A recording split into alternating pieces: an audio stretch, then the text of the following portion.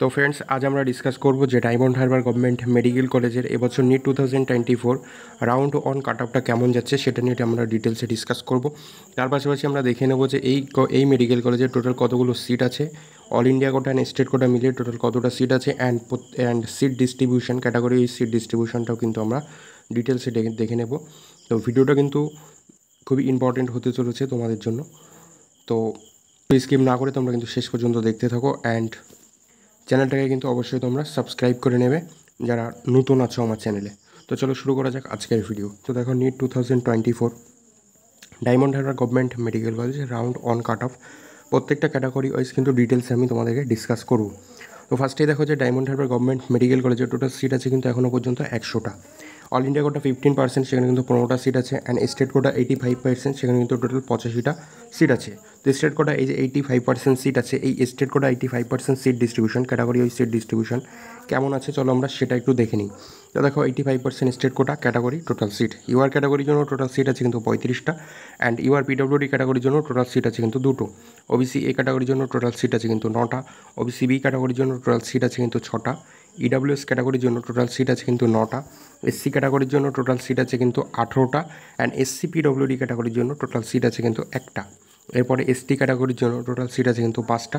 And এটাই হচ্ছে যে এবছর NEET 2024 Diamond Harbour government medical কলেজের 80% সিট ডিস্ট্রিবিউশন ক্যাটাগরি ওই সিট ডিস্ট্রিবিউশনটা কিন্তু এটাই আছে।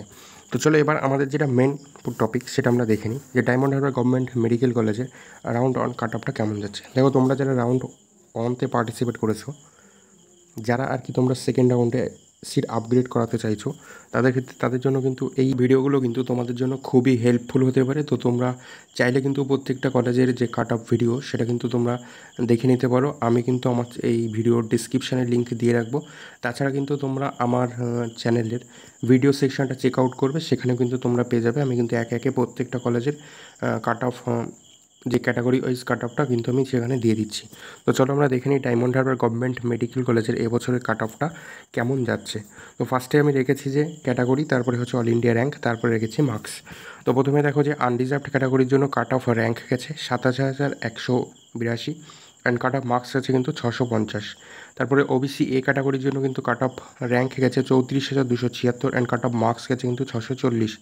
এরপরে ওবিসি বি ক্যাটাগরির ক্ষেত্রে কাট অফ র্যাঙ্ক গেছে 38,684, অ্যান্ড কাট অফ মার্কস গেছে কিন্তু 636।